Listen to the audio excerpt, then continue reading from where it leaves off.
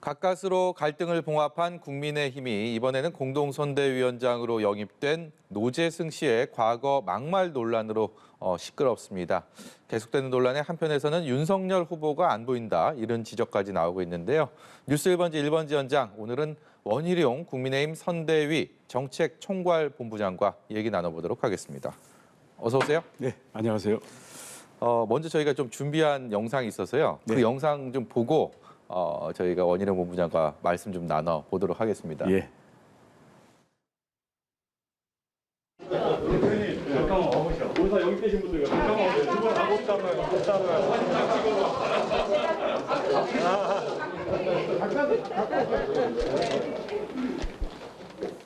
이준석 대표와 이수정 위원장이 다소 좀 껄끄러운 관계로 알려지지 않았습니까? 이 영입 과정에 대해서 거기서 그걸 이제 좀 친화력을 원희룡 본부장 특유의 그런 친화력으로 좀 이렇게 인사를 시키는 그런 과정인데 반말했다 이 논란이 좀 있었습니다. 왜 그러셨어요? 참 난감한데요. 사실 두 분 다 친하거든요. 네. 그래서 물어봤더니 처음으로 공식 석상에서 만나는 거더라고요. 그 전에 서로 대면한 적도 없대요. 예. 그러면 서로 어색하느니 카메라가 있는데 악수를 시키자. 그래서 제가 얘기를 했는데 저는 평소에도 이준석 대표에게 말을 놓지 않습니다. 예. 그래서 근데 그때는 워낙 부드럽게 하려고 대표님 좀 이리 와봐요. 악수 좀 해봐. 이렇게 지금 보니까 그렇게 돼 있네요. 그래서 반말이라는 의식 없이 했는데 뒤에 와봐 아니 악수해봐. 어미가 이제 반말은 맞긴 맞니까 요자를 뺐네요. 예. 그러니까 죄송합니다. 그 홍준표 의원은 뭐 버릇없다 뭐 이런 얘기까지 해서 이렇게까지 나갈 일은 아니지 않을까 좀 그런 생각도 들긴 했습니다만. 아무한테나 말 놓고 버릇없다는 말은 최소한 우리 홍준표 후보가 저에게 할 얘기는 아니라고 생각합니다. 여기까지 하겠습니다. 노재승 위원장 거취 문제 얘기 좀 해볼게요. 저희가 앞에 이제 시작은 웃으면서 했는데 이 얘기는 지금 웃으면서 할 수 있는 상황은 네, 아닌 것 그건 같습니다. 아니죠. 굉장히 좀 국민의힘 선대위에서 심각한 상황이 아닌가 생각이 드는데 윤석열 후보는 그간의 발언들 좀 찾아본다. 이제 구글링이라는 표현을 썼는데 찾아봐서 그러니까 조금 있어봐라라는 얘기를 오늘 했습니다. 그리고 내부적으로도 사퇴를 해야 된다. 아니면 그냥 가야 된다. 견해가 엇갈리는 걸로 알고 있습니다. 좀 분위기 이 방송 직전까지 좀 어땠습니까? 우선 국민들의 상당수가 좀 심각하게 보고 있다는 것을 저희들도 이제는 공감을 하고 있고요. 저도 좀 심각하게 보고 있습니다. 그리고 후보께서 과거 발언들을 찾아보고 있다, 기다려봐라 이렇게 한다는 것은 하나의 좀 과정을 밟고 있는 게 아닌가 이런 생각이 듭니다. 그 과정이라 하면 결국은 함께 갈 수 없는 그런 상황이 오래지 않아서 도래할 것이다. 이렇게 미뤄 짐작할 수 있겠습니까? 네, 선대위에서 뭐 추천한 분이 있고 또 영입했던 과정이 있지 않습니까? 뭐 그런 걸 또 어렵게 결단해서 참여를 해주셨기 때문에 이것을 여론이 나빠진다고 해서 순식간에 뭐 이렇게 무슨 벌하듯이 할 수는 없을 거고요. 예. 그런 과정에서 본인 문제도 있고 영입하신 문제도 있고 하는 걸 좀 풀어가면서 가급적이면은 후유증이 좀 덜할 수 있게 그렇게 과정을 밟는 게 아닌가. 저의 경험으로는 네. 그렇게 느껴집니다. 예, 그 경험은 경험이고 원희룡 본부장께서는 각성하고 있는 것 같으니까 그냥 좀 기회를 좀 드리는 것이 낫지 않겠느냐 뭐 이런 말씀을 하셔서요. 제가 이분은 이틀 전에 처음 뵀어요. 음. 그래서 처음 뵈서 마침 옆자리더라고요. 그래서 얘기를 해서 지금 하시는 일이 뭐냐, 어떻게 살아와셨나 했더니 해병대 장기 복무를 하신 분이에요. 네. 그리고 본인이 커피에 빠져가지고 커피 자영업 하다가 이제는 커피 자영업자들을 상대로 그 커피 저널을 운영하시는 분이더라고요. 예, 예. 그러면서 자영업을 하면서 느꼈던 또 해병대 장기 복무를 하면서 느꼈던 이런 것들을 자기 개인 자격으로 그냥 자유롭게 개진을 했던 건데 지금은 선대위에 공인으로 참여를 했기 때문에 그렇게 아무렇게나 얘기해서는 안 되겠다. 이제는 신중하고 무겁게 처신을 하겠다라고 말씀을 하셨기 때문에 이분이 우리 국민들의 생각이나 자신의 어떤 위치에 대한 자각이 있으신 분이구나. 그리고 앞으로 신중하겠다라고 본인이 직접 공개적으로 약속을 하셨어요. 네. 그래서 야, 저런 정도면 나도 뭐 처음 뵀지만 기회를 가급적이면 드리고 싶다. 제 개인 생각이죠. 네. 그렇게 했는데 이제 워낙 우리 국민들이 민감해하는 그 경계선상에 있는 주제들을 예. 워낙 많이 건드려 놓으셔가지고 결국 국민들이 용납을 못하면 뭐 저희만 고집할 수는 없는 거죠. 그 경계선상에 있었던 그 발언들 중에서 좀 가장 심각하게 받아들이는 발언은 뭐라고 생각하십니까? 저도 뭐 다는 안 봤습니다만은 저한테 이 문자나 예. SNS가 많이 오지 않습니까? 예, 예. 가장 심각하게 받아들이는 게 우선 5.18이었던 것 같고요. 두 번째는 의외로 검정고시 예. 쳤던 분들이 아 이건 이게 윤석열 후보 지지 선언 하려고 그랬는데 이거 보류해야 되겠다라든지 이런 즉각 심각하게 받아들이는 그런 집단들의 그 반응을 보고 또 그게 이해가 됐죠. 그래서 이거는 그때는 개인으로서 한 발언이니까 잊어주십시오 하기에는 심각하다 이렇게 느끼고 있습니다. 이 노재승 위원장뿐만이 아니라 이번 대선 레이스의 여야 공이 인재 영입 과정에서 잡음 그리고 그로 인한 실망감 계속 솔직히 다 자유롭지 않은 상황 아닙니까? 이것들이 우리 정치권에 시사하는 점이 분명히 있을 텐데요. 어떻게 보고 계십니까? 나름대로 어떤 참신한 이미지를 내세우기 위해서 인물을 영입하는데 이게 무슨 그 공개적인 검증을 거쳐서 온 것도 아니고 네. 사적인 이런 그 추천에 의해서 오다 보니까 아마 검증도 좀 놓쳤을 거고요. 그런 문제가 있다 하더라도 이건 괜찮다. 왜냐하면 우리는 좋게 보기 시작하면 좋은 것만 보이잖아요. 네. 근데 국민들의 시선은 언제든지 엄격하고 따갑다.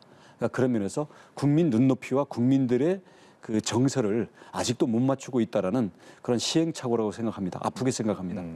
주제 좀 넘겨보겠습니다. 다시 한번 언급을 해드리지만 원희룡 본부장의 국민의힘 선대위에서 공식 직함이 정책총괄본부장입니다. 네.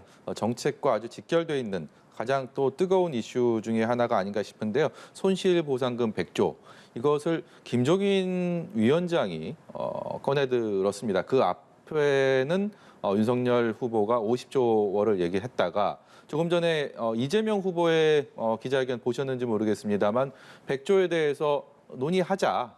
근데 왜 그게 협상 대상이 아니라고 하느냐라고 공을 다시 김종인 위원장 그리고 윤석열 후보에게 다시 던지는 모습이었습니다. 일련의 사항들 어떻게 판단하고 계십니까? 우선 그 핵심만 짧게 말씀드리면요. 윤석열 후보는 손실보상 50조, 금융지원 50조를 9월 달에 공약을 했습니다. 네.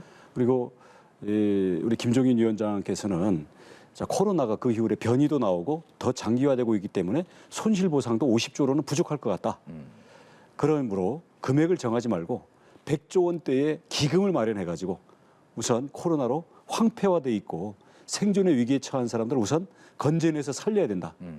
돈은 더 필요할지도 모른다. 예. 하지만 이것을 민주당이 그동안도 계속 돈 뿌리기 하다가 이걸 선거에 돈 뿌리기 위해서 여야 협상을 하자라는 그런 부분에서는 협상 대상이 아니다라고 선을 그으신 거죠. 예. 그리고 돈을 마련하는 방법도 이번 정부가 올해 상반기에 47조, 하반기에 10조 초과 세수가 나왔는데 이걸 어디다 썼냐? 물론 돈이 꼬리표가 붙어 있는 건 아닙니다만은 지역 화폐 30조 이재명 후보가 겁박을 해가지고 결국 코나아이라는 이재명 후보와 특수관계에 있는 회사에 낙전이 떨어지도록 하는 이런 데다가 30조를 쏟아붓고는 돈을 더 쓰자.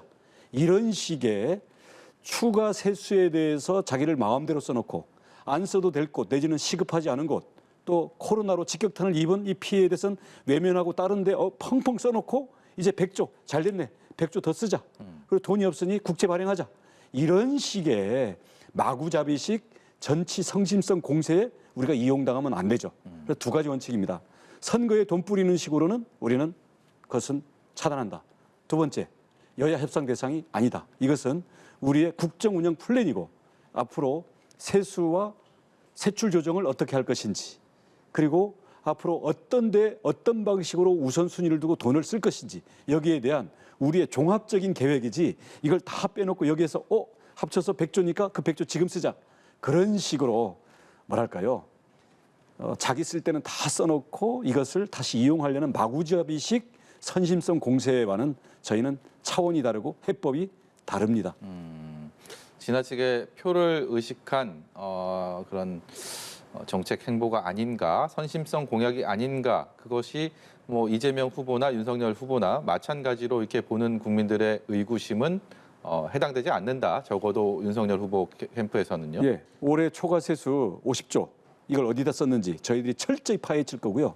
이재명 후보가 홍남기 부총리가 거부하는데도 불구하고 지역 화폐 결국 코나아이라는 자기의 예. 특수업체에 낙전이 떨어지는 그 예산을 30조를 밀어붙였단 말입니다. 이것부터 사과하고 원상 회복시킨다면 얘기를 해볼 수 있죠. 예.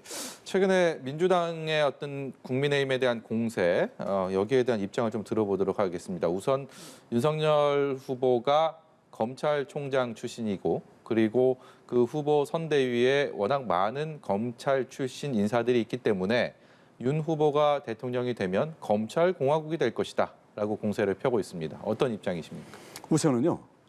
검찰총장을 대통령 후보로 불러낸 것은 문재인 대통령이고 살아있는 권력을 수사하라고 수사 권한을 줘놓고는 그것을 억지로 뺏으려고 조국 장관, 추미애 장관이 그 난리를 쳤기 때문에 결국 검찰총장을 대통령 후보까지 만든 겁니다. 문재인 대통령께서 먼저 사과하시고 책임을 져야 됩니다. 그리고 두 번째, 검찰공화국 되지 않습니다. 왜냐하면 검찰총장을 대통령 후보로 밀어낸 것은 문재인 대통령, 조국, 추미애 장관의 책임이지만 이제 시작은 검찰로 되고 또 네. 검찰의 많은 분들이 그 일부 그룹은 형성하겠지만 앞으로 검찰과는 전혀 성격이 다른 각 분야의 최고의 인재들 그리고 호남이든 아니면 과거의 민주당 지지층이든 지금 수도권, 청년층 그리고 새로운 MZ세대 등등 해서 앞으로 그동안 편가르기 때문에 국정에서 배제돼 있던 모든 세력을 윤석열 후보의 큰 포용력으로 끌어안아서 통합된 대한민국을 만들 겁니다. 지켜보십시오. 또 한 가지 그 공세 포인트가 추미애 전 장관을 비롯해서 윤석열 후보의 부인 김건희 씨에 대한 그 리스크를 지적을 하고 있습니다. 상대 진영에서 쉼없이 제기하고 있는데 어떻게 대응할 계획이십니까? 아니 진짜 문제가 있으면 법이 지금 뭐 집권 여당의 검찰인데 가만히 있겠습니까? 그래서 그것은 증거와 법에 의해서 그리고 팩트에 의해서는 무한 책임을 질 것이고요. 그런 점에서는 괜히 그걸 가지고 뭐 끌어들여서 국민들의 어떤 그 호기심과 이슈몰이를 이용하면서 거기다가 끌어들이기 위한 그거보다는 그야말로 정부 여당이야말로 제대로 그 문재인 정부의 국정 실패에 대한 책임을 지는 모습부터 보여서 표를 얻기 바랍니다. 예.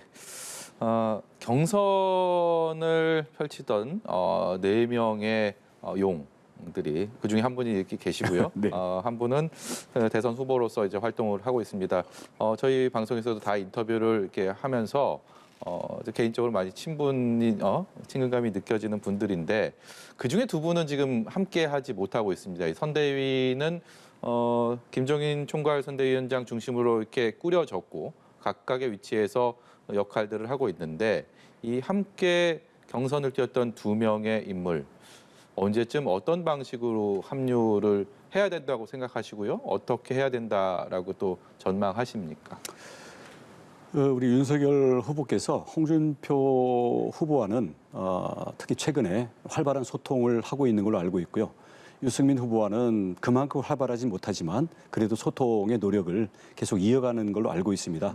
그리고 홍준표, 유승민 양 그 경선 캠프에 있던 가장 그 다음에 최고 차상위 책임자들이 있죠. 예. 여기는 이미 윤석열 캠프의 핵심 보직을 맡아서 이미 다 합류가 돼 있는 상태거든요. 그러면 남은 것은 홍준표 후보 또는 유승민 후보 본인들이 예를 들어서 현 선대위에 와서 직책을 맡을 거냐, 마이크를 잡고 윤석열 후보 옆에 설 거냐 이런 문제가 있는데 이런 수위나 방식은 여러 가지 그 경우의 수가 있는 거고요. 큰 틀에서는 함께 가리라고 봅니다. 참고로 저도 제가 꼴찌를 했잖아요. 네. 2등, 3등 한 사람이 저보다는 나은데 뒤풀이 진짜 밥이라도 한 끼 해야 될 거 아니냐 이렇게 요청을 했더니 홍준표 후보께서 전반적으로 좀 풀리면 뒤풀이 하자 그랬으니까 네. 뒤풀이 하는 날이 네. 가급적 빨리 오기를 저도 예. 바라고 기다리고 있습니다. 시간이 거의 다 됐는데요. 30초만 좀 더 쓰도록 하겠습니다.